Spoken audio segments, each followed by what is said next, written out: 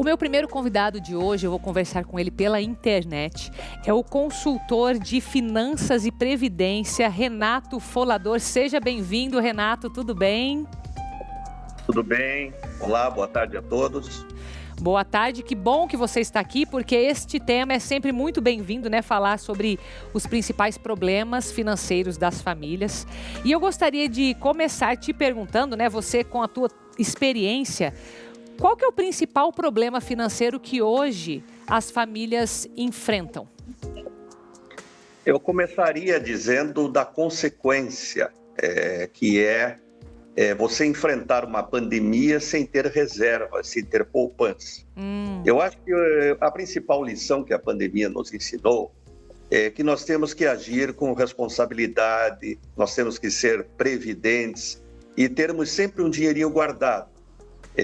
Eu costumo dizer que a gente tem que ter uma reserva para emergências, que são investimentos de curto prazo. A gente tem que ter reservas para o futuro, para o momento em que a gente não tenha mais condições ou não queira mais trabalhar, e temos que ter reservas para o médio prazo, que são reservas para projetos familiares, como, por exemplo, trocar de casa, fazer uma viagem para o exterior, trocar de carro, enfim, são projetos que toda família normalmente tem e que faz e que sonha com eles. Mas a primeira poupança que nós temos que ter é a poupança para emergências, a poupança para ficar, por exemplo, 6 meses desempregado, a poupança para pagar uma cirurgia de alguém da família que o plano de saúde não cobre. E o brasileiro não tem, diríamos assim, a cultura de poupar.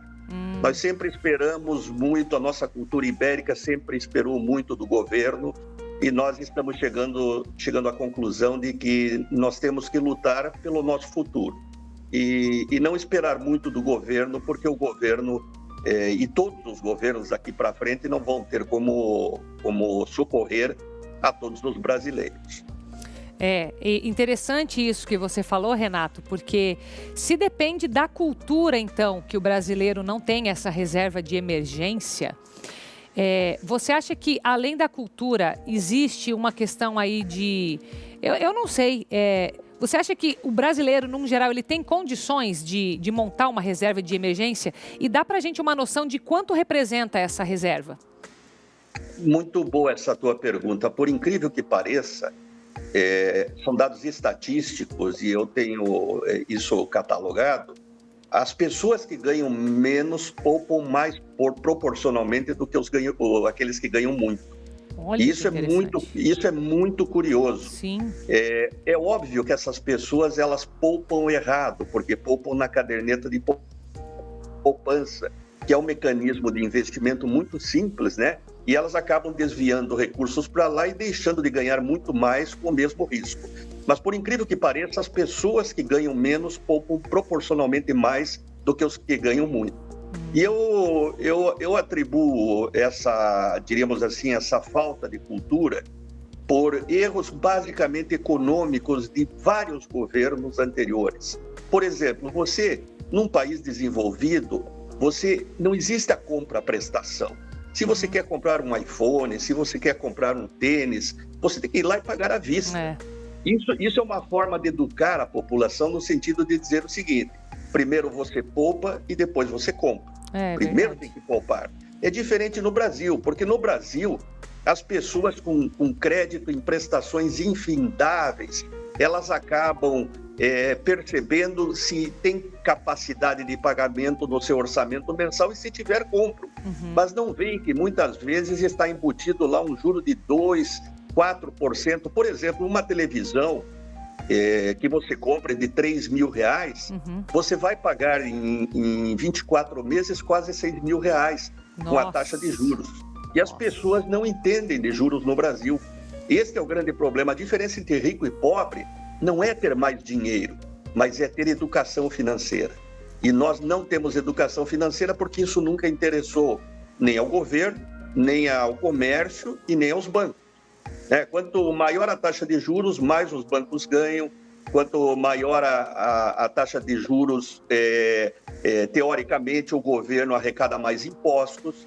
E por isso, por não ter essa cultura, por não ter essa educação financeira, a nossa população trabalha 1/3 da vida só para pagar juros. Nossa. Vale lembrar que nós tivemos até algum pouco tempo atrás a maior taxa de juros do mundo por décadas. E mesmo assim continuamos a consumir. E é uma coisa interessante porque pela primeira vez na história nós temos uma taxa básica de juros de 2%. Isso é praticamente nada. E eu que ensinei as pessoas a vida inteira a poupar, a guardar, nesta janela de tempo, eu tenho dito a todos que se puderem, se tiverem renda, peguem empréstimo. Porque nunca mais na história do Brasil nós vamos ter uma taxa Selic em 2%. E você sabe que a taxa Selic ela é a base de todos os demais juros da economia. Por exemplo, a casa própria. A casa própria, a taxa de juros há 1 ano e meio atrás estava 12%. O juro da casa própria ele é teoricamente baixo. Mesmo assim, estava em 12%. Hoje está em 6%. Então, aquelas pessoas que pensam em adquirir uma casa, o momento é agora. O momento de fazer dívidas é agora. O momento de pegar empréstimos é agora. Porque a inflação está voltando, especialmente a inflação dos alimentos. E a inflação voltando, a única forma que o governo tem de controlá-la é aumentar a taxa de juros. E aí os empréstimos, os financiamentos ficarão todos mais caros. Tá. Agora, uma pergunta assim, que eu sei que é desafiadora, mas para quem ainda não tem a reserva de emergência, já estamos vivendo uma crise, né, econômica, já temos a pandemia. Sim. O que você diria, assim, um primeiro passo que essas famílias poderiam dar para começar a caminhar melhor, né? Seja sanando dívidas, enfim, seja começando essa reserva de emergência. Qual o primeiro passo? Bem direto. Para quem tem dívidas, peguem já 2 empréstimos. Ou o crédito consignado, ou então o crédito que eu considero mais adequado para o momento, que é o crédito hipotecário. O crédito hipotecário, além dele ter um juro mais baixo, e neste momento está praticamente no chão, os prazos são maiores, são 10, 15 anos. Então, se você tem sua casa quitada, pega um crédito hipotecário e quita todos os demais empréstimos. E você vai reduzir drasticamente a tua despesa mensal. E a janela de oportunidade é agora, são os próximos 90 dias. Depois, como eu disse, a inflação vai subir e as taxas vão voltar lá para 12, 12,5%, 13%. Outra coisa, se a gente não tem condições de melhorar a receita, nós temos que ter a habilidade de gastar melhor. O que é gastar melhor? Gastar melhor é ir no supermercado com lista. Você se vê que quando entra na farmácia, até por uma tática de venda, por que você acha que o departamento de medicamentos é lá atrás e na frente você tem o verdadeiro shopping de produtos de beleza, de cremes, etc. É porque é ali que, basicamente, as farmácias ganham. Então, você tem que resistir a essa tentação de comprar por impulso. Nós temos que entender uma coisa também, que é você comprar supérfluo. Supérfluo é desnecessário, demasiado em excesso, inútil. E nós temos, infelizmente, a cultura de comprar muito e comprar mal, pagando caro. Por exemplo, tênis. A pessoa, ao invés de ter um tênis de ótima qualidade, tem 3, 4, 5 de marcas e cores diferentes, né? Vestuário, roupa, nós compramos roupa que dali 1 ano, 2 anos nós damos sem ter usado uma vez sequer. Por exemplo, smartphone. O smartphone surgiu com uma nova funcionalidade só para ficar na moda. Atualizado, nós vamos lá e trocamos um aparelho que está funcionando perfeitamente. Então, é muito difícil a gente falar isso para o brasileiro, mas existem 4 categorias de brasileiros. Aqueles que adquirem produtos e serviços que não precisam, aqueles que adquirem produtos e serviços que não precisam com o dinheiro que não tem, aqueles que adquirem produtos e serviços que não precisam com o dinheiro que não tem para impressionar alguém, e aqueles que adquirem produtos e serviços que não precisam com o dinheiro que não tem para impressionar alguém e para mostrar o que não são. Nossa. Então, o brasileiro é isso. Foi boa. Infelizmente. Foi boa. Infelizmente é isso. Nós temos que ter disciplina. Nós temos que anotar num papel o que nós queremos materialmente, o que nós queremos profissionalmente. Isso é um exercício de planejamento. Eu sempre digo que quem planeja tem futuro, quem não planeja tem destino. E o destino normalmente é muito ruim para aquelas pessoas que não fazem planejamento. Então, nós temos... o segredo, muitas vezes, não está em ganhar mais, está em gastar melhor. Com e eu certeza. provo para qualquer pessoa, de qualquer nível salarial, que é possível baixar 15% dos seus gastos mensais. Que legal. Renato, e olha que eu atendo milhares de pessoas ao longo dos anos, atendi. Eu tenho muito material de experiência para provar isso.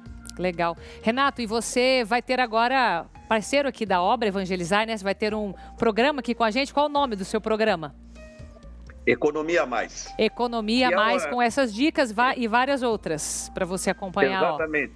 Porque se o governo não faz educação financeira e previdenciária, que eu acho que é uma atribuição do governo, nós, quer dizer, a Evangelizar, quer dizer, com uma visão de futuro espetacular, com um trabalho maravilhoso do padre Reginaldo Manzotti de ajudar socialmente, nós vamos desmistificar essa linguagem, né, complexa, difícil, falando de uma forma simples como que as pessoas devem se comportar com uma coisa que é muito importante nas suas vidas, que é o dinheiro, né? Com certeza. Que bom, viu?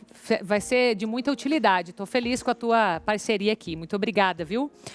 Fico feliz de ser teu colega também. Com certeza. Muito obrigada, viu, Renato, pela tua participação aqui hoje. Um abraço. Um abraço para o programa e um abração aos teus telespectadores aí. Obrigada. Tchau, tchau. Tchau, tchau. Você também vai ver o site aparecendo para você do renatofolador.com.br. Em breve você vai ter mais contato com ele aqui pela TV Evangelizar também.